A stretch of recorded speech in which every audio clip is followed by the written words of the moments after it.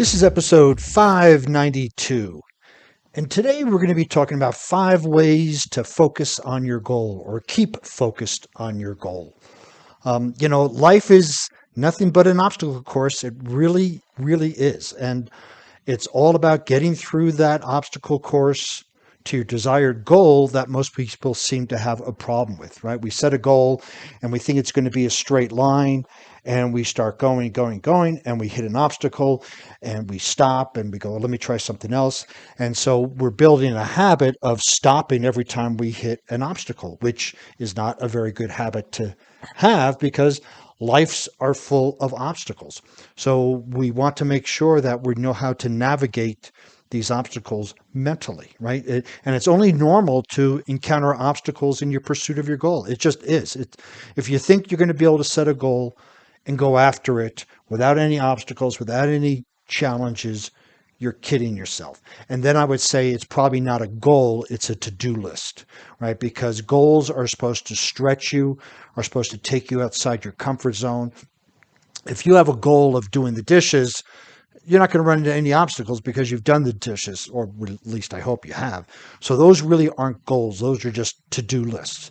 So when we make a goal, we want to have that goal outside our comfort zone. So we change as individuals, and we only change through obstacles, through challenges, however you want to call that. So it's kind of a test to see if you're worthy, right? You have this goal and the universe throws these obstacles to say, how bad do you want it? Do you really want it that bad? Or are you just gonna, yeah, it would be nice to have, but I'd rather sit on my couch. So obstacles are to test your mettle, right? To see if you're strong enough to go through it. And however, when these obstacles start to become a nuisance to the point of almost putting a full stop on your goals or worse, making you completely abandon your goal, then we got to take action to think things through. There are some obstacles that'll come up and we'll just go through them. Yep, expected this. But then there are those bigger goals, those bigger challenges that just keep coming up day after day or hour after hour. And it's just like, oh my gosh, do I really, really want this? And let's just say you really, really want it, but you get so frustrated because of the challenges that you're facing. You then might start to question the worthiness of the goal. Is it really worth my time and effort to get into it? And so here are some helpful tested pointers that will keep your attention focused in achieving goal that you put in your mind. Now, again, these aren't the only 5 ways to stay focused on your goal. These are ones that I use and I use with my clients. And I pick these because they're very simple and easy. We can have things simple but not easy, and we can have things easy but not simple. But these are very simple and easy to do. So here's 5 ways to stay focused on your goal. First one, think positive. And this doesn't mean Pollyanna, but like ignoring the challenges. But with every challenge, we want to think positive on what we are learning about ourselves and about the goal. And when we think positive, we know that we're going to encounter. So thinking positive is not being not naive and saying, "Oh, I'm not going to hit any challenges. I'm not going to hit any obstacles." It's no. When you hit, it's like, "Wow, something great's about to happen." Right? That's a phrase that I use when I'm going after goals, or if I'm going after goals and something happens, I go, "Wow, this is going to make a great story." That's just changing the perspective on the obstacle, because really the obstacle is not good or bad.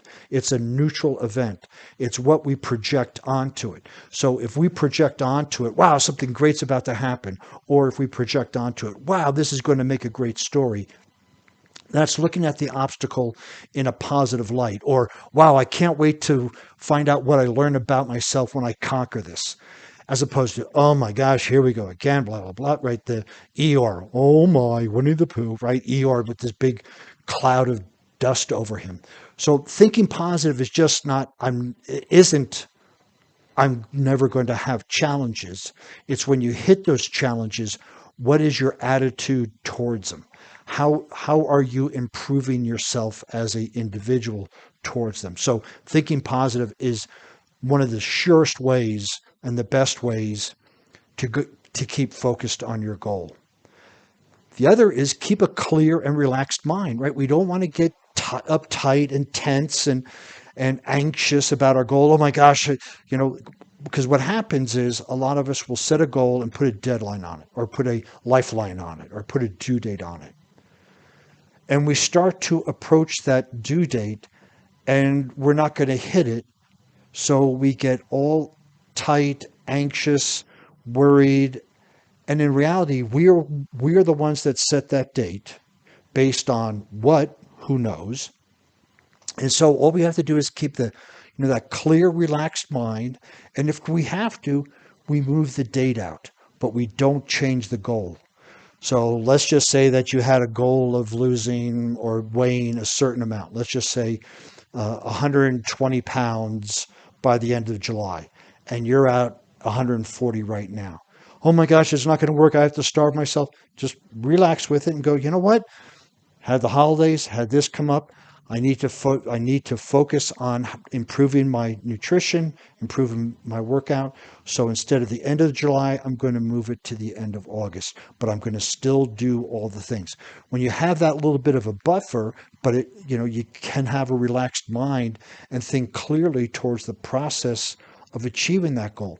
Now, we don't want to push it too far out where there's no sense of urgency, right? This is that compromise, or that balance, is that it's far enough out where we don't get anxious, but it's also close enough where there's a sense of urgency that we have to do something today to hit it. If we don't do something today to hit it, we probably won't hit it.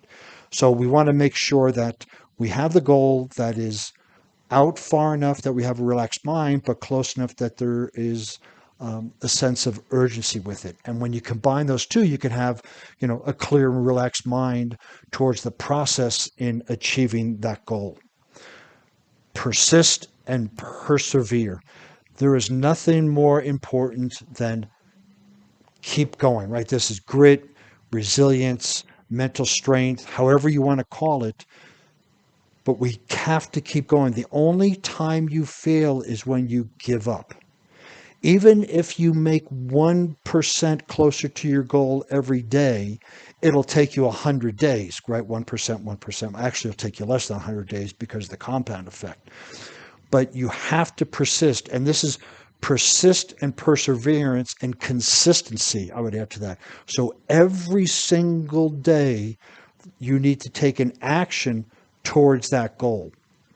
Because what happens is we want to build the habit of taking action. If we do something once a week or once every 3 days or once every, sporadically, I'll do something today, 5 days I do something, 3 days later, there's no consistency, there's no momentum. But if we can persist and persevere no matter what, even if it's just 0.1% improvement, it's still an improvement. And by persisting and persevering and using grit and mental strength and resilience, and we just keep going, taking one step after another after another. I know that when I climb some mountains and it's a very steep trail and the altitude is really high, it's like, oh my gosh, am I ever going to get there? You just want to sit and rest, but sitting and resting doesn't get you closer to the top of the mountain. So it's just slow down the pace, one step after another, after another, after another. And then eventually you're going to get up there because the time is going to pass.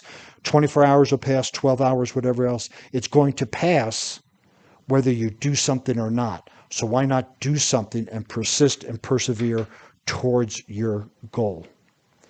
Imagination. So this is where we can imagine ourselves accomplishing the goal, but we don't want to do it so vividly that our unconscious mind thinks we already have accomplished it because it will stop motivating us, right? There's that fine line between, so we can look at a goal in our first person as if we're looking at it right now in our eyes, or we can look at the goal as if we're watching it on a movie screen. This is where the imagination, watching it on a movie screen to keep you inspired. Then you can imagine how you're going to feel when you get it. Then you can imagine all the benefits that you're going to receive after you achieve your goal. Just imagine all those things happening and then just bounce it out with, you know what? we want to create what's, this tension, right? Inward tension of where we are and where we want to go. And the challenge is we could go into our imagination and make it so specific that our unconscious mind thinks we have achieved it, and it doesn't create that intention, right? Our unconscious mind directs our behaviors. So if it thinks it's already achieved it, it's going to not keep us inspired to move forward.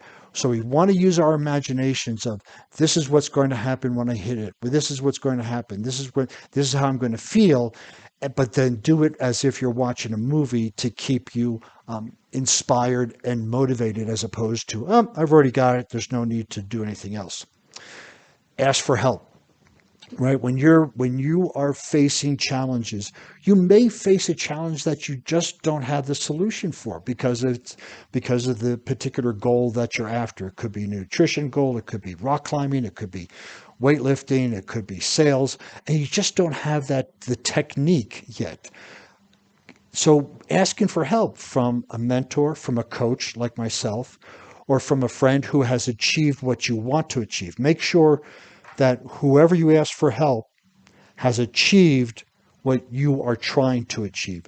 Otherwise, they won't be able to help you. You're not going to ask for somebody to help you climb a mountain if they've never climbed it.